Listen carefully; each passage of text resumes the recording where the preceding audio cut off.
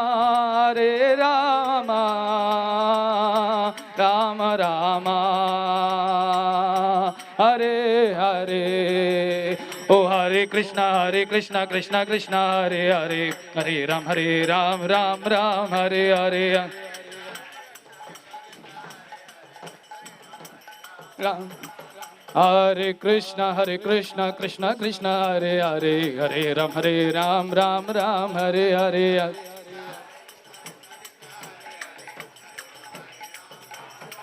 Hare Krishna, Krishna Krishna, Hare Hare, Hare Rama, Rama Rama, Hare Hare, Hare Krishna, Krishna Krishna, Hare Hare, Hare Rama, Rama Rama, Hare Hare. Jayo Prabhupada, Prabhupada, Prabhupada, Jayo Prabhupada.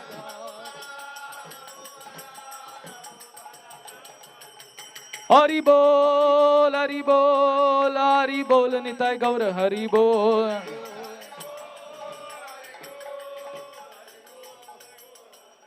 Jai Nitai Gaur Premanande. Jai Om Vishnupad Paramhamsa Parivrajacharya. Ashtottara Shata Sri Srimad Divine Grace Abhay Charana Arvinda Bhakti Vedanta Swami Srila Prabhupada ki.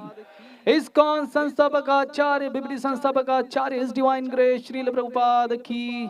Jai Om Vishnupad Paramhamsa Parivrajacharya, Ashtottara Shata Sri Srimad Divine Grace, Bhakti Siddhanta Saraswati Goswami Thakur Srila Prabhupada ki jai. Ananda Koti Vaishnava Vrinda ki jai. Namacharya Silaidas Thakur ki jai. Jai Roop Sanatan Bhatta Raghunath, Sri Jeev Gopal Bhatta Das Raghunath, Shad Goswami Prabhu Vrinda ki jai. प्रेम से कहो श्री कृष्ण चैतन्य प्रभु नित्यानंद श्री अद्वैत गदाधर श्रीवासदि गौर भक्त वृंद की जय। श्री राधा कृष्ण गोप गोपीनाथ श्याम कुंड राधा कुंड श्री गिरिराज गोवर्धन की जय।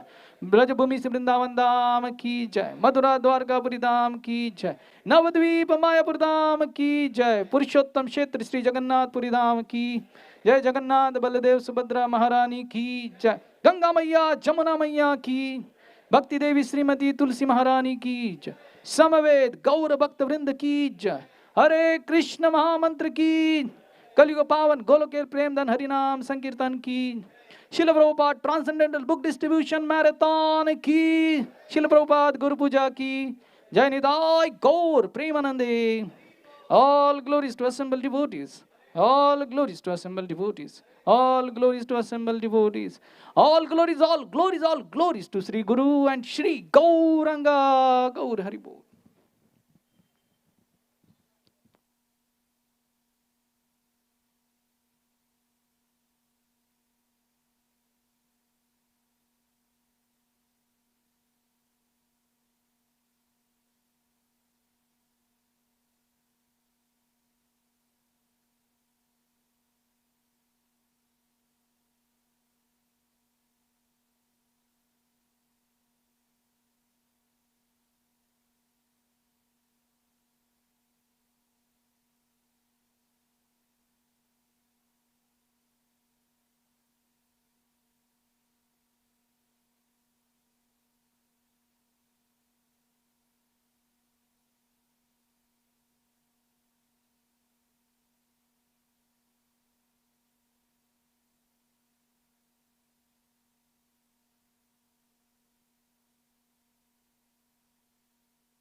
Hare Krishna.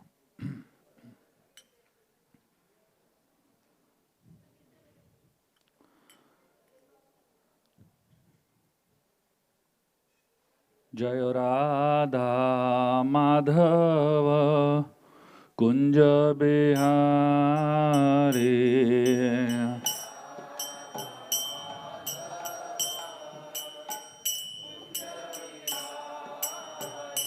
Jaya Radha Madhava Kunja Bihari.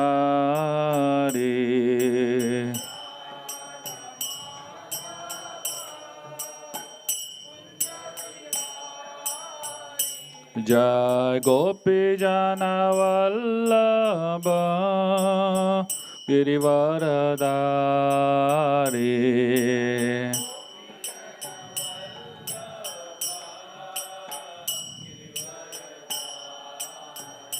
Jai Gopi Jana Vallabha Girivaradari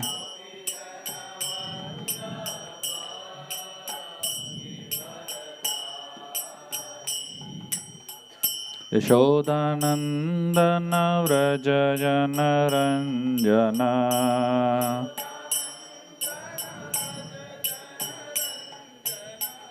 Yashodanandana Vraja Janaranjana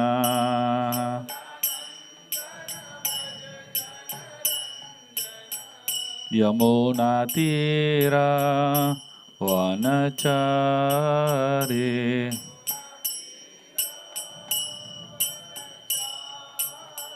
Yamunatira Vanachari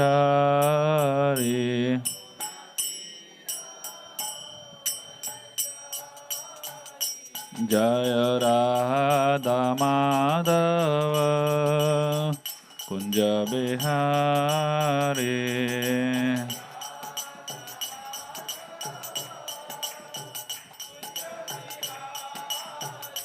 Jai Gopi Jana Vallabha Girivaradari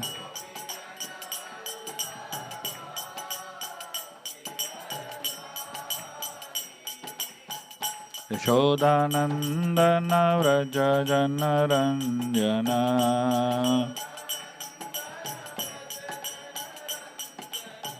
Yamunatira Vanachari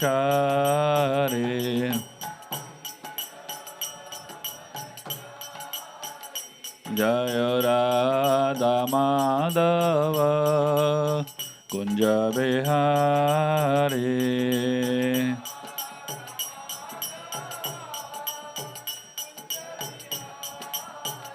Jaya Radha Madhava Kunja Bihari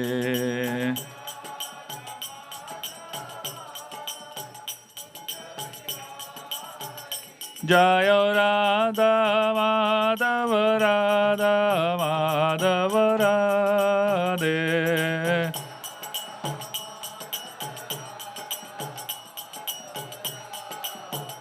Jaya Radha Gopinath Radha Gopinath Radhe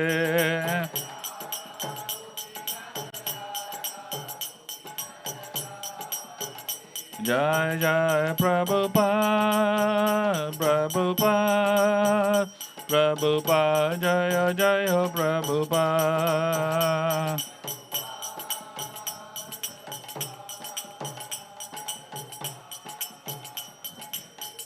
Nitya Gaura Haribo Haribo Haribo Nitya Gaura Haribo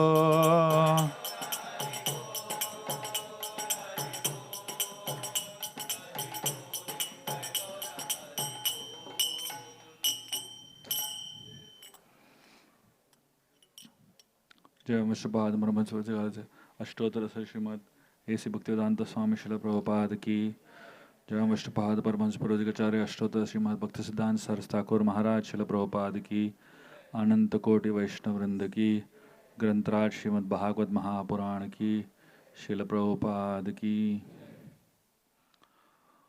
ओम नमो भगवते वासुदेवाय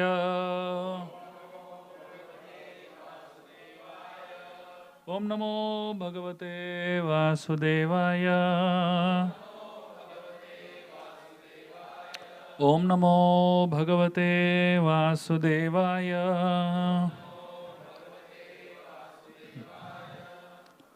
Reading from Srimad Bhagavatam, Canto 3, Chapter 2, entitled Remembrance of Lord Krishna. Text number 19.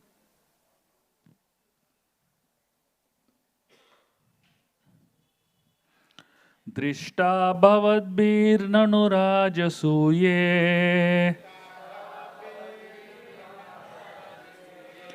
Drishta bhavadbir nanurajasuye Chaidyasya Krishnam द्विषतोऽपि सिद्धि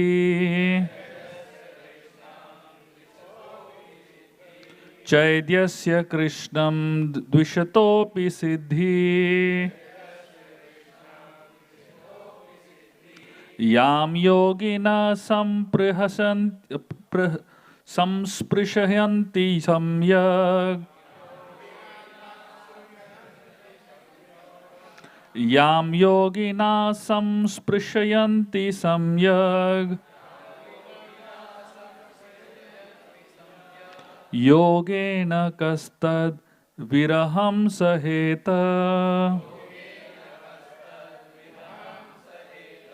योगेन कस्तद् विरहं सहेत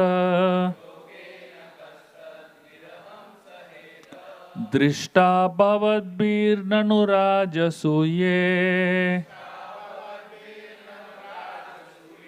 चैद्यस्य कृष्णं द्विषतोऽपि सिद्धि यां योगिनः संस्पृशयन्ति सम्यक् योगेन कस्तद्विरहं सहेत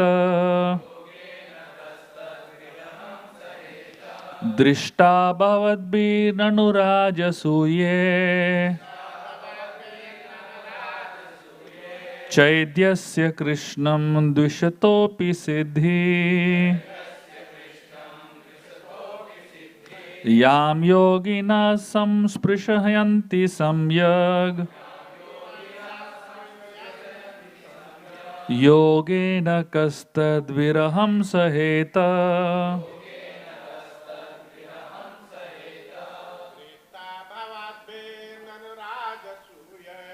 दृष्टा भवद्भिर्ननुरागसूये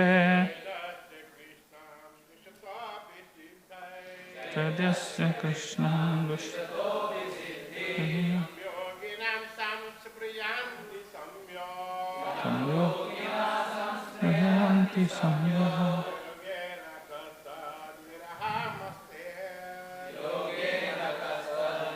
हम सहेत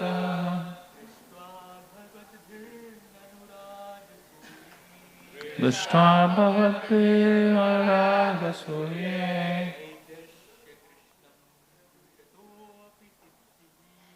चैद्यस्य कृष्णं द्विषतोऽपि सिद्धि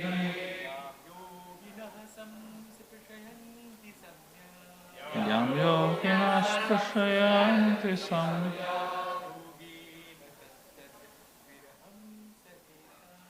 योगेन कस्तद्विरहं सहेत दृष्टा भवद्भिर्ननुरागसूये चैद्यस्य कृष्णं द्विषतोऽपि सिद्धि यां योगिनः संस्पृशयन्ति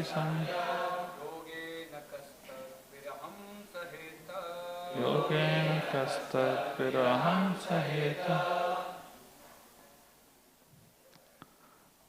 Mataji. Drishta bhavatpirnanuragasuye Chaityasya Krishnam Vishito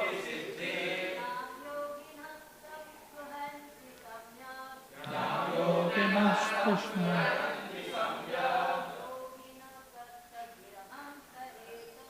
Yogena Kasta Viraham Saheta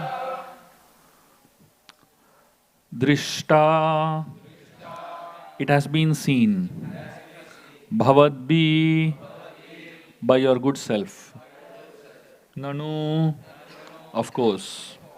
Rajasuye, in the assembly of the Rajasuya sacrifice, performed by Maharaj Yudhishthir. Chaidyasya, of the king of Chedi, Shishupal. Krishnam, unto Krishna. Sataha, envying. Api, in spite of. Siddhi, success. Yam, which. Yoginaha, the yogis. Samsprishyanti, verily desire. Samyak, fully. Yogena, by performance of yoga. Ka, who. Tat, his. Viraham, separation. Saheta, can tolerate. Translation. You have personally seen how the king of Chedi, Shishupal, achieved success in yoga practice, although he hated Lord Krishna. Even the actual yogis aspire after such success with great interest by performance of their various practices. Who can tolerate separation from him? Purport by His Divine Grace, A.C. Bhaktivedanta Swami Srila Prabhupada. Lord Krishna's causeless mercy was exhibited in the great assembly of Maharaj Yudhishthir. He was merciful even to his enemy, the king of Chedi, who always tried to be an envious rival of the Lord. Because it is not possible to be a bona fide rival of the Lord, the king of Chedi was extremely malicious towards Lord Krishna. In this, he was like many other asuras, such as Kamsa and Jarasandha. In the open assembly of the Rajasuya sacrifice performed by Maharaj Yudhishthir, Shishupal insulted Lord Krishna, and he was finally killed by the Lord. But it was seen by everyone in the assembly that a light flashed out of the body of the king of Chedi in the assembly, and merged into the body of Lord Krishna. This means that Chedi Raj achieved the salvation of attaining oneness with the Supreme, which is a perfection most desired by the Jnanis and Yogis, and for which they execute their different types of transcendental activities. It is a fact that persons who are trying to understand the Supreme Truth by their personal endeavors of mental speculation or mystic powers of yoga achieve the same goal as others who are personally killed by the Lord. Both achieve the salvation of merging into the Brahma Jyoti rays of the transcendental body of the Lord. The Lord was merciful even to his enemies, and the success of the king of Chedi was observed by everyone who was present in the assembly. Vidura was also present there, and therefore Uddhava referred the incident to his memory. Om Agyantimirandasya Gyananjana Shalakaya Chakshurunmilitam Yena Tasmai Shri Gurave Namaha Shri Chaitanya Manobishtam Stapitam Yena Bhutale Swayam Rupa Kadamayam Dadati Swapadantikam Vandeham Shri Guru Shri Yutaha Padakamalam Shri Gurun Vaishnavamscha Shri Rupam Sagrajatam Sahaganatam Vitam Tam Sajivam Sadvaitam Savadutam Parijana Sahitam Krishna Chaitanya Devam Shri Radha Krishna Padan Sahagana Lalita Shri Vishakan Vitamscha He Krishna Karuna Sindhu Dinabandhu Jagatpate Gopesha Gopika Kanta Radha Kanta Namostute Tapta Kanchana Gaurangi Radhe Vrindavaneshwari Vrishabhanu Shute Devi Pranamami Aipriye Vancha Kalpatarobhyascha Kripa Sindhubhyevacha Patitanam Pavanebhyo Vaishnavebhyo Namo Namaha Jai Shri Krishna Chaitanya Prabhu Nityananda Shri Advaita Gadadhar Shrivasadi Gaura Bhakta Vrinda Hare Krishna Krishna Krishna Hare Hare Hare Ramo Rama Ramo Hare Hare. Hare Krishna. We'd like to welcome all of you all to today's Bhagavatam class. So today we are discussing a section of the Bhagavatam where Uddhava, one of the greatest devotees of the Lord, the cousin brother of the Lord and a wonderful friend of the Lord, is talking to Vidura, who was one of the greatest Vaishnavas.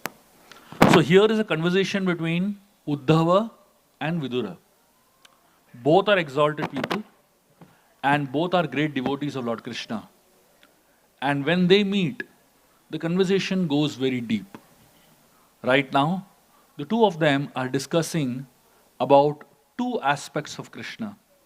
One is his merciful nature, and the second is separation from him.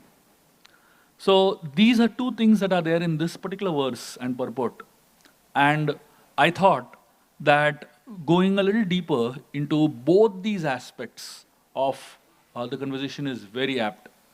So what I'm going to be doing is, initially I'll be discussing a little bit on the merciful nature of Krishna. And then I'm going to be getting into a discussion between Uddhava and Vidura, which is from Nanda Maharaj's book called Mathura Meets Vrindavan, where the discussion between Uddhava and Vidura, which is in the Bhagavatam here, it's taken much, much deeper. And we will learn some things that Uddhava is teaching Vidura about how the residents of Vrindavan experience separation from Krishna and how that separation is so exalted. So, the idea of mercy is very important for a sadhaka's life. A sadhaka, like all of us, we're trying to practice our spiritual lives, but purely based on our efforts, we are not going to reach anywhere. We're not going to make sufficient progress. Our effort is important, but along with that, there is an importance of the mercy factor of Lord Krishna. Coming from Kanishta level to Madhyama level is our effort. But going from Madhyama level to Uttama level is Krishna's grace. So when we begin the path of spiritual life, we are all Kanishta Bhaktas, Kanishta Adhikaris. From that level, coming to the level of Madhyama Adhikari is where our effort comes in. But from Madhyama Adhikari level to reach Uttama Adhikari level is not based on our effort at all. By your effort, you can at max reach Madhyama Adhikari level. Even to reach Madhyama Adhikari level, you need the help of devotees, obviously. But if you somehow manage to reach the Madhyama Adhikari level, to go from there to Uttama Adhikari, it requires the grace of the Lord. That's the combination of the two fingers shot that we're talking about from Damodar Leela. So, in the Damodar Leela, we find that there are two energies of the Lord that were not allowing Yashoda to bind Krishna. The all-pervasiveness of Krishna and the power of Krishna. Both of them were not allowing Yashoda to bind Krishna. But when they saw that Kripa Shakti came in between, then they allowed Krishna to be bound. So essentially, all of us, we're trying to practice our spiritual lives, and we're trying to measure the length and breadth of Krishna. We're trying to connect with Krishna, we're trying to bind Krishna into our lives. But that effort of binding Krishna, it is not possible only. Mother Yashoda struggled so much, what to speak of you and me. But only when we get Kripa of sadhus, and we get Bhagavad Kripa, so Sadhu Kripa and Bhagavad Kripa. When we get the mercy of sadhus, we get the association of Krishna. And when we get the association of Krishna, we get the Kripa of Krishna. And the combination of those two is what leads us to connect with Krishna, to go to the level of Uttamadhikari. The two fingers too short in the Damodar Leela, they represent many things. One is the concept of Kripa and effort, parishram. But they also represent, the two fingers represent that there are two people that need to be delivered. Nalakuvar and Manigriv. There are two people that need to be delivered. So that's what the two fingers also represent. So through this entire story of Damodar Leela, we find how Krishna's mercy is the most predominant factor that is involved in achieving perfection. So when Yashoda is trying to bind Krishna, she is understanding that Krishna is very difficult to bind. It is explained that the Lord is complete, right? He's Purna. But if the Lord is complete, one is that he's independent, Swarat, right? Somebody who's complete doesn't depend on anybody else. Like we need food, we need water from outside to satisfy our hunger and thirst.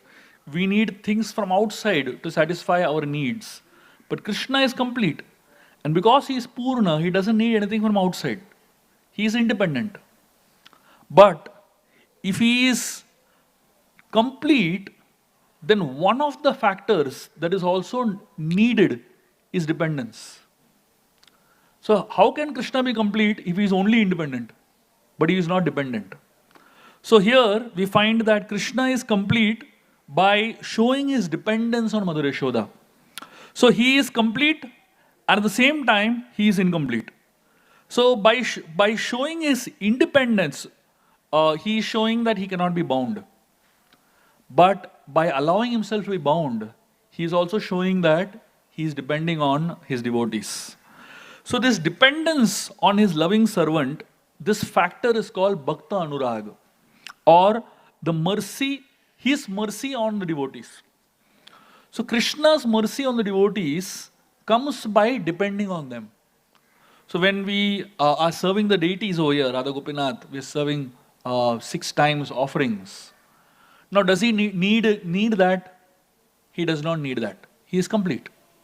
But by showing that he needs, he is showing that he is depending on us. Does he need our help? There are different devotees who sponsor bhoga throughout the day. Is that sponsorship really needed? It's not needed because he doesn't need anything. But at the same time, he is also showing that he is dependent on us by allowing us to serve him in some way.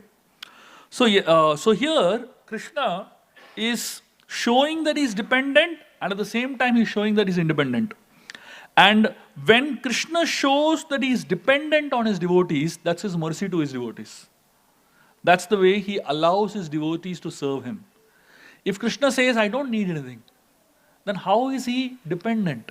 How is he going to connect with his devotees? One of the reasons why when Srila Prabhupada went to the Western world and he was preaching in the Western world, one of the reasons he was successful because he was so dependent on them. So the Western boys and girls, they saw this old man coming in a country which is strange, which is difficult, which is very harsh in its climate and in overall. And they felt that this old man, how will he survive in this cold? Everyone started feeling pity on him. They started thinking, how will he survive in this cold? We should help him. And that way they actually started helping him and they didn't realize that this person is totally independent, but at the same time he is showing that he is dependent, and that's exactly the nature of the Supreme Lord also. He is simultaneously independent, at the same time he is dependent. If he was not independent, Prabhupada would not have aimed at leaving from India at the age of 70 plus, isn't it? He's totally independent. He didn't need anybody. But at the same time, when he reached the Western world, all the people there felt that he is dependent on us. And because they felt he is dependent on us, they felt like serving him. They felt like taking care of him as their child. In fact, Prabhupada acknowledged that. Prabhupada said that Bhaktisiddhanta, my Guru Maharaj, has sent all these people who are like my father and mother. And imagine all their hearts, how it melted just by hearing Prabhupada say those words. And that's the way in which mercy flows. When a devotee and Krishna allow themselves to be dependent on us, that is their greatest mercy. So when Krishna allows himself to be dependent on his devotees, that's the way he is being merciful to his devotees. When the spiritual master allows himself to be dependent on his disciples, that is the way he serves, or rather he bestows his mercy on his disciples. There are 4 things one must go on accumulating in life. There is a beautiful Niti verse that says, dharma danam cha danyam cha guror vachanam dustadam sangrihitam cha kartavyam anyata natu jiva. It says one must go on accumulating these four things. First, one must go on accumulating mercy. One must go on accumulating in eatables. One must go on accumulating money. And one must go on accumulating the teachings of the spiritual master. And one must go on accumulating herbal medicines. Because all these things, items are perishable. That means with time they decrease. So we have to keep accumulating them. You can't say that once I gathered a sack of grains, it's enough for my lifetime. It'll get over at some point. You can't say once I've taken some medicines, it'll get over at some point. Similarly, the mercy of the spiritual master, the mercy of Krishna, you have to keep on. You should not say that once I got mercy, that's enough. We need to keep getting mercy again and again and again. So these aspects we need to keep experiencing in our lives. Of course, when we start practicing the path of bhakti, when we start practicing the path of spirituality, we realize that the one factor that drives us towards continuing to practice our spiritual life is seeing the merciful nature of the Lord towards His devotees. Whenever we hear stories from the Bhagavatam, from the scriptures, from all the scriptures, as well as stories of contemporary acharyas, of great souls who have received the mercy of the Lord, it gives us great hope that someday we will also achieve the mercy of the Lord. For example, there was once a devotee of the Lord called as Tirukochi Nambiyar. So this great devotee, he served in Kanchipuram, and he was also called as Kanchipurna. He served the Lord by fanning the Lord. And the Lord loved him. So he used to have casual discussions with him. One day, when Kanchipurna was fanning the Lord, the priest of the temple, he brought a pot full of sweet pongal into the altar to offer it to the Lord. He kept that big pot of sweet pongal in front of the deities of Vardharaj, and he told this devotee who was fanning the Lord. So this Kanchipurna Tirukochi Nambiyar, he stands in the altar and fans the Lord all day. So when the offering is going on also, he's standing inside the altar only and fanning the Lord. So it's not that while offering is going on, he goes out. At least we have fans over here. So there was a manual fan over there at that time. So he was standing in the altar and fanning. So this Pujari, he kept this pot of sweet pongal in front of the deities and told Tirukochi Nambiyar, Dambigal, that I'm going to get another pot of puliyogre. So usually in South India they serve sweet and spicy together, basically. So he said, I'm going to get the other pot. So please take care of this pot till then. So he was just wanted to make sure that no insect falls in and all that. So when the priest was away to get the second pot, Vardharaj started speaking to Kanchipurna. And he told him, can you please feed me this sweet pongal? It's very tasty, it's looking very nice. And because the Lord requested him so, sweetly, Kanchipurna, he couldn't say no. So he took one big chunk of pongal in his hand, sweet pongal, and directly kept it in the mouth of the Lord. And the Lord kept eating, so much he ate of the pongal. And when the Pujari came back, he saw that the pot was half empty. And there was only one person inside the altar. And the Lord was there standing deities, and this Kanchipurna was standing over there. And he saw that the pot was half empty, and the hands of Kanchipurna was filled with pongal, like all greasy with pongal. So the priest naturally started doubting him. He went and complained to the temple management that inside the altar this person is eating pongal of the Lord, even before the offering was done. And obviously, Kanchipurna was like devastated. They asked him to stop his fanning services, and they said, you cannot stay in the altar. So one day, so he was obviously not allowed to come in, so he was very, very sad. One day there was a devotee from Tirupati who wanted to offer 100 pots of sweet pongal to the Lord and 100 pots of tamarind rice to Varadaraj. So when that day came and these 200 pots were there in front of the altar, front of Varadaraj, the Lord just did not accept anything. And there was an Akashvani, there was a voice from the sky that said, "Bring back Kanchipurna. Only when he comes and feeds me, I will eat." So the temple, the priest and the temple management ran and called Kanchipurna back. And when he was there inside, they closed the altar and he was standing inside. And right in front of Kanchipurna, Varadaraj ate all 200 pots. Completely empty, wiped out. And then the screen was opened. And the temple management and the pujari saw the 200 pots were over. How is it possible for one human being to eat 200 pots, isn't it? It is not possible for one human being to eat one of those pots. What to speak of 200 complete pots? And that's when they understood that this is Varadaraj himself who has done it. Even the first time when he did, so Varadaraj not only ate 200 pots, he had 200 and half pot, basically. And that's when the devotees realized that this person is such an exalted person that he actually fed the Lord with his own hand, and the Lord actually ate it. So the Lord is known by many names. And all these names of the Lord explain the merciful nature of the Lord. And of the many names of the Lord, one of the names of the Lord, which is the most beautiful name, is he is called as Rudra. What is the meaning of the word Rudra? Obviously, Rudra means the one who makes others cry. Now, from a Kshatriya point of view, from Virya point of view, Rudra means one who is dangerous in the battlefield and he makes everyone cry because he is so dangerous.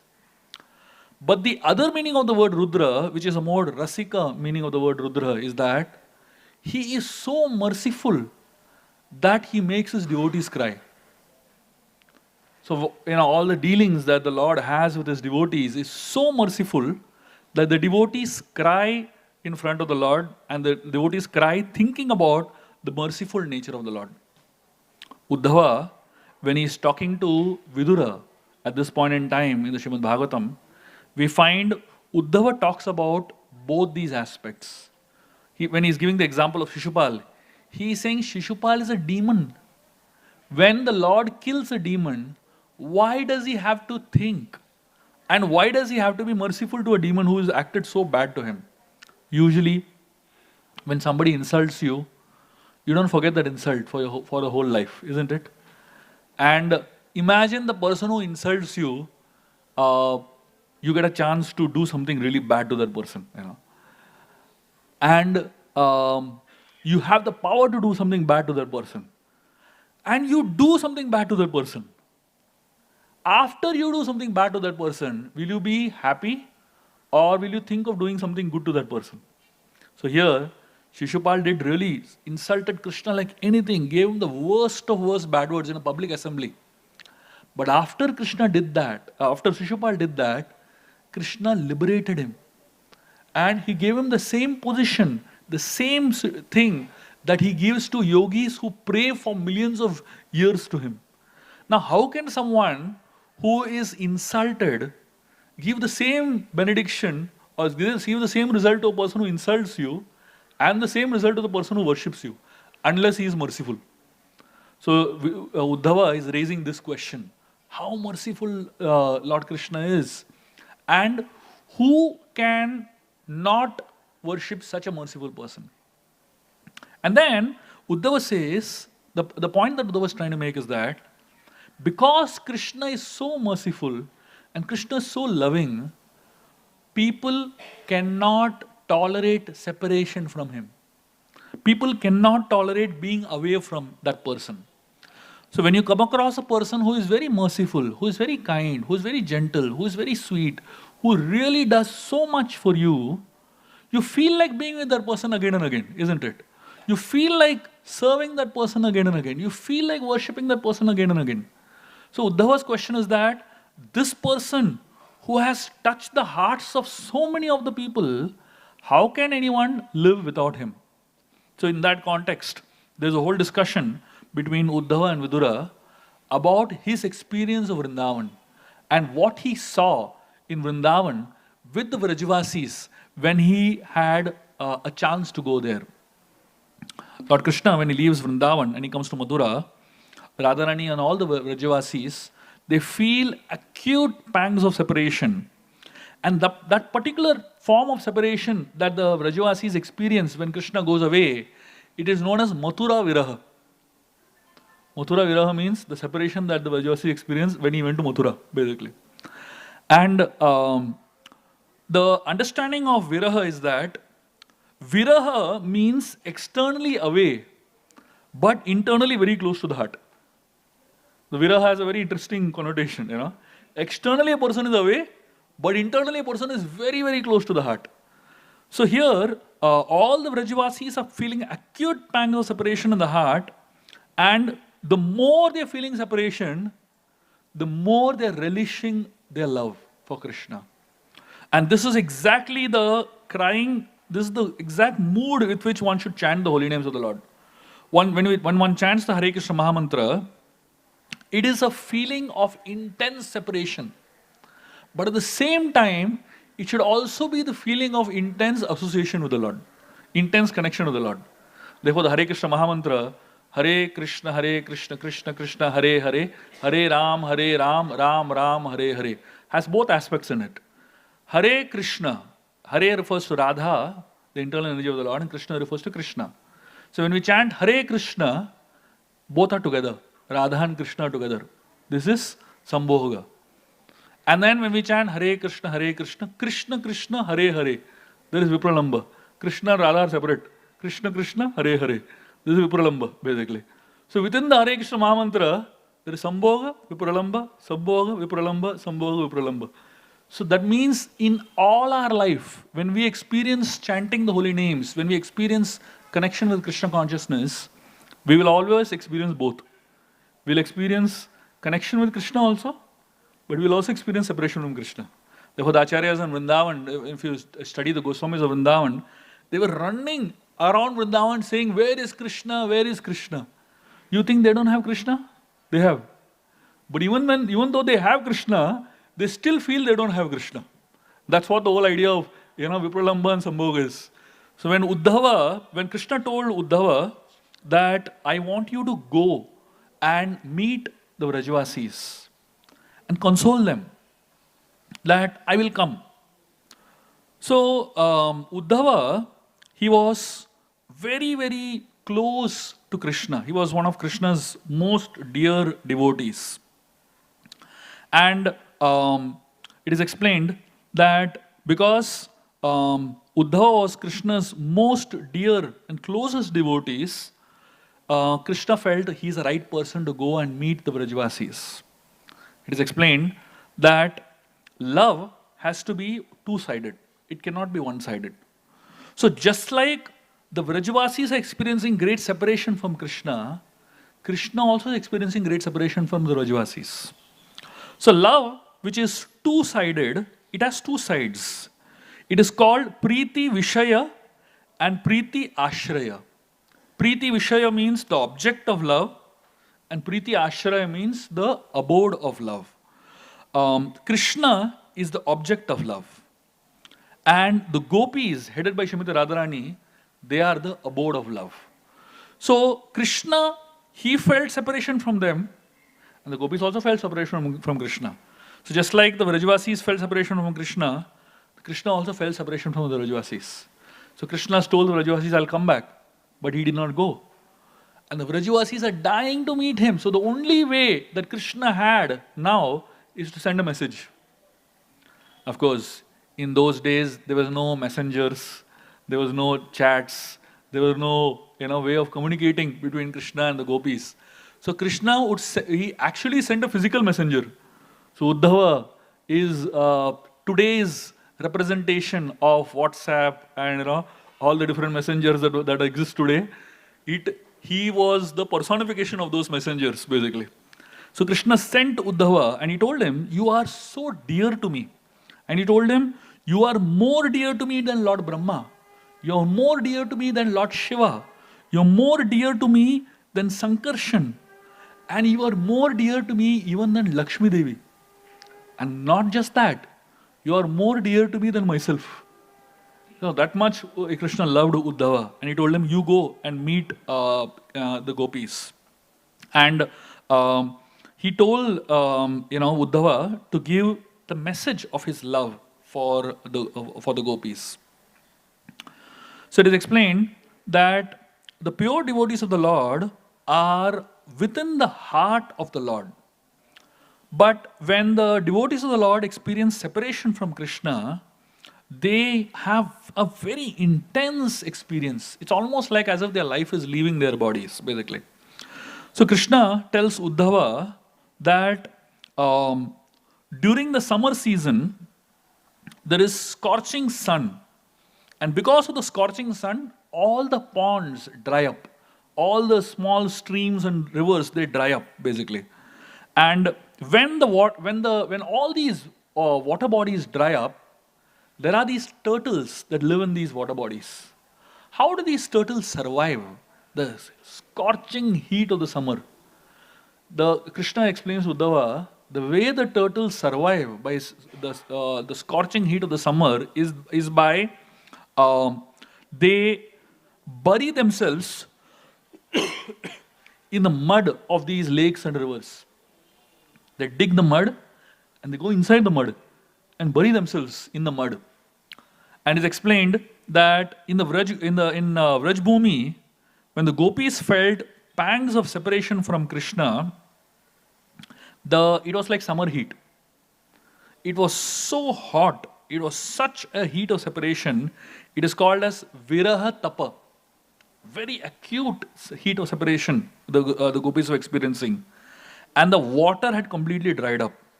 Their life was like these turtles. The life of the gopis is called as Prana Kurma. And when the water is dried up, these turtles, how they survive? They bury themselves into the mud and they wait for the next rain to come. And what is the mud in which these gopis have buried themselves in? The gopis have buried themselves in the words that I spoke in the end. I will come back. When Krishna said, I will come back, that is the mud in which the gopis have buried themselves. And they're waiting for Krishna to come back. And they're experiencing intense heat, intense separation. And they're just waiting of when Krishna will come back. And Krishna chooses Uddhava to go as a messenger. The reason Krishna chooses Uddhava to go as a messenger is not only because he loves him, but Uddhava was a Jnana Mishra Bhakta. Because he was a Jnana Mishra Bhakta, his bhakti was mixed with knowledge.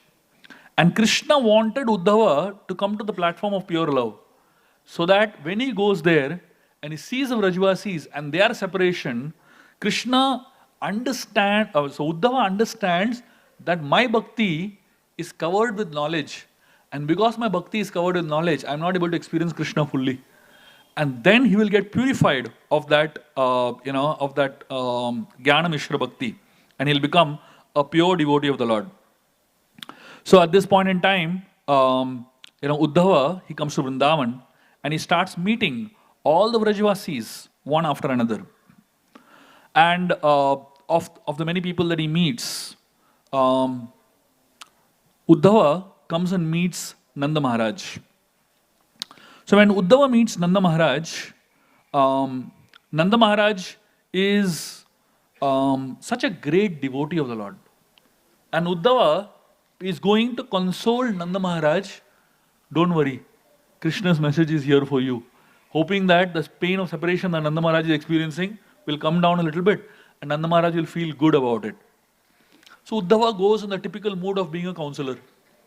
He goes in this typical mood of being that, I am a son of Brahaspati, I am so knowledgeable, I have a lot of Shastric evidence, I have a lot of Shastric knowledge, and with my Shastric knowledge, I can, give some counseling to Nanda Maharaj. Imagine going and trying to counsel Nanda Maharaj.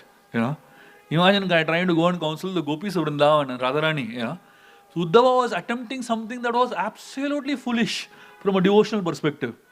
But from an external perspective, Krishna sent him saying that, you are a good counselor, go and counsel these people. So Uddhava goes to Nanda Maharaj and he's speaking to him. And Nanda Maharaj, he starts asking Krishna many questions. He says, my dear brother Vasudeva and his wife Devaki, they were troubled so much. And because they were troubled by Kamsa, Kamsa deserved his death. So, because Kamsa troubled Nanda and Vasudeva and Devaki, who were such exalted devotees, they were sajjanas, they were such exalted devotees, and because he troubled them, they all died. Kamsa and all his people died. So Nanda Maharaj asks Uddhava, I heard that my brother sent Krishna and Balaram to Guru's ashram, Sandipani Muni's ashram. So Nanda Maharaj is asking, he said, my heart broke when I heard that they are in Sandipani Muni's ashram and they have become brahmacharis and they are begging alms for their guru. He said, my son Krishna is a milk drinking child who eats 10 times in one danda. One danda is 24 minutes. So in 24 minutes, Krishna eats 10 times.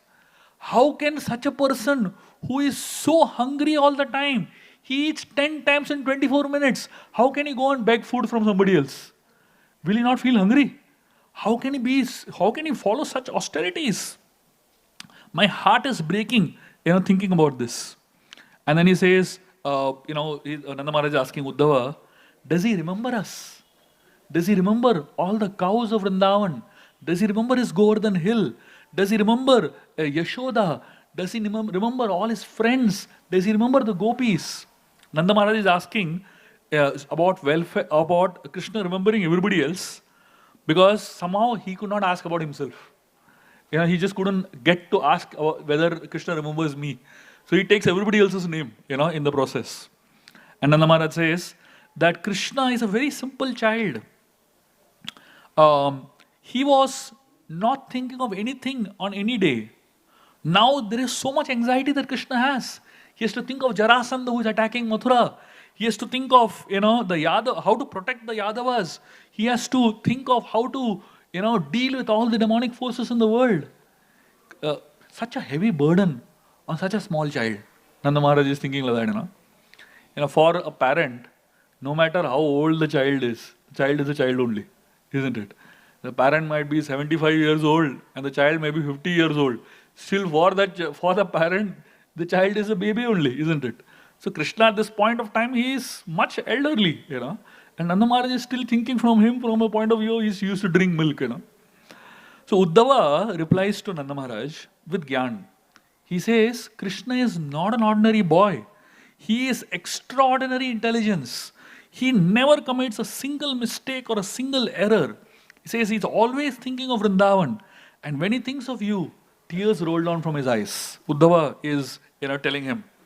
And he says, and when Uddhava says like that, to Nanda Maharaj, immediately Nanda starts replying. He says, everyone has been put in a fire of separation from Krishna in Vrindavan. And they're all burning in this fire. And we are all burning in this fire of separation. And the question all of us ask is that, why is Krishna not coming? Nanda Maharaj, he is, so Uddhava is trying to pacify Nanda Maharaj by saying so many words. So he is known as Shastragya. He is a knower of all the Shastras. He's a great Pandit. He's a great devotee of the Lord. And so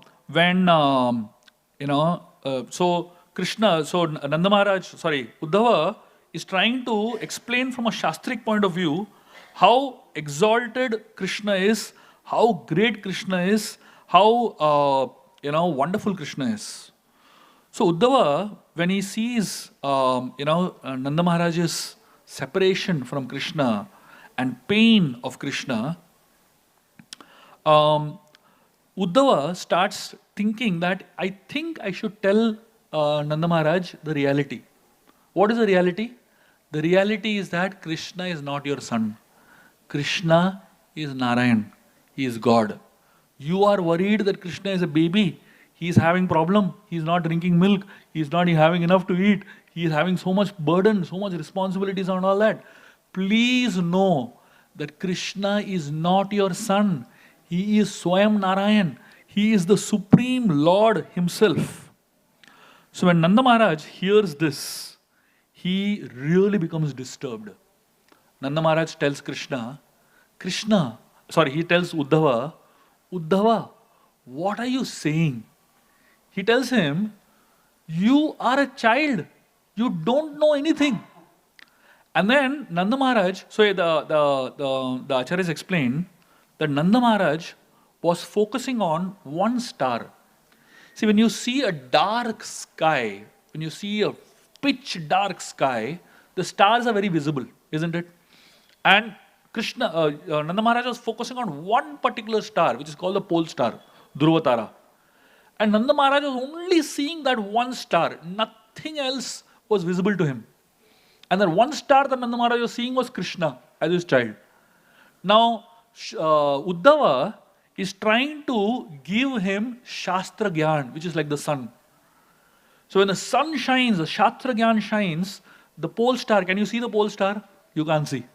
Because too much light, isn't it? So Uddhava was trying to shine the pole star, shine the sun of knowledge on Nanda Maharaj. Nanda Maharaj was blind. For a blind person, is the sun of any use? Can a blind person see the sun or experience sunlight? The blind person can't see anything. Nanda Maharaj was blinded by his love for Krishna. And in his blindness, everything in the sky was dark except one pole star he could see, and that was Krishna. And Nanda Maharaj was not interested in the knowledge that he was giving. So Nanda Maharaj tells Uddhava that you are a baby. You are a child. You think you are very knowledgeable. Actually, you are a child. And he says, let me explain to you who my child is. And now Nanda Maharaj is telling Uddhava about his own son, Krishna. And he tells him, you are saying that that Krishna is Narayan. You are a mere boy because you have said Narayan is our Gopal Krishna. I excuse you because I have not read Shastra very much. I don't know much knowledge of Shastra, but I have heard from great souls, from Mahantas, that Narayan is the Supreme Lord. And I know to some extent what the symptoms of Narayan are. The symptoms of Narayan are very obvious, but those symptoms are not even present in a single drop in my son Krishna. And he says, how can my son Gopal Krishna be Narayan? I excuse you because you are a mere child. You don't know what you are speaking. And he tells, Nanda Maharaj makes a comparison between Krishna and Narayan. So he says, my son Krishna is a milk drinking child. Narayan is so pure. He is so peaceful. He is so sinless. But my Krishna, he is very fickle. He is very greedy. And he is very angry. Where is the symptom of Narayan? In Krishna. And he says, Narayan is pure and is free from all contaminations. But my Krishna is a thief. He is a liar. And he says, my Krishna, Narayan is the shelter of the whole world. But Krishna is dependent on us. Where is the symptom of Narayan and Krishna? And he says, there is absolutely no similarity between Narayan and Krishna. Narayan is Satya Sankalpa. He is truthful. But my Krishna, very expert in telling lies. He says then, Narayan is apta kam. He is very self-satisfied. He doesn't need anything from outside. But my son, he is so much bound. I have seen with my own eyes how Krishna comes to us crying. He becomes very restless when he is hungry and when he is thirsty. And he's saying, Narayan is worshipable by everyone. But I have seen Krishna carrying my own wooden sandal on his head. How can he be Narayan? And he says, if Krishna is Bhagavan, then how can he commit mistakes? Why will Bhagavan call us Baba and Mama? And he says that Krishna is so dependent on us and he becomes so helpless in his life. And he says, Nanda Maharaj tells Uddhava, you are simply a child. You don't have any knowledge. and I excuse you because you're a small child. So when Uddhava hears this kind of words from Nanda Maharaj, he realizes that I have come to a place which doesn't understand logic and reasoning. They are so much blinded by love. They are so much blinded by their affection for Krishna. And that's when Nanda Maharaj Uddhava realized that this is a place where I come not to teach but to learn. And when Uddhava spent time with the Vrajvasis, Nanda Maharaj, Radharani, and the gopis, Nanda Maharaj, Uddhava, when he spent time with all these personalities, he realized, I actually don't have any knowledge. I need to spend time here to gain knowledge. The experience of separation from Krishna that these people are experiencing actually is the highest form of love. I came here to counsel these people that they should, look at Krishna as God. They're seeing him beyond being God. They're seeing him as a lover. They're seeing him as a child. And the separation that they are feeling is the highest thing that they can have. And Uddhava decided to spend a lot of time in Vrindavan trying to understand what these great people are experiencing in their life and what these great souls are experiencing in their hearts. And therefore, here, Uddhava is telling, Vidura over here, with such great qualities that Krishna has, who can tolerate separation from him? So Uddhava is understanding that these Vrajavasis, they've experienced Krishna in completeness. What he has experienced of Krishna is an incomplete understanding of Krishna. And he understands that I have a long way to go to understand that I really need to understand Krishna more and more. Out of knowledge, one can never understand Krishna. But out of love, Krishna can be understood a little bit more. In the end of his conclusion, Brahma, when he was, with all his knowledge, when he tested Krishna in the Brahma Vimon Leela, at the end of the testing, Brahma came to a very interesting conclusion, which is the conclusion that Uddhava has come to today. Brahma says that after testing Krishna, I have understood one thing. That with all the intelligence that I have, and with all the understanding of the Shastras that I have understood that I understand nothing. So the day we come to this conclusion, that we really understand nothing, that is the day we begin our spiritual journeys. Thank you very much. Hare Krishna. Grantaraj Srimad Bhagavad Mahapuran ki, Srila Prabhupada ki.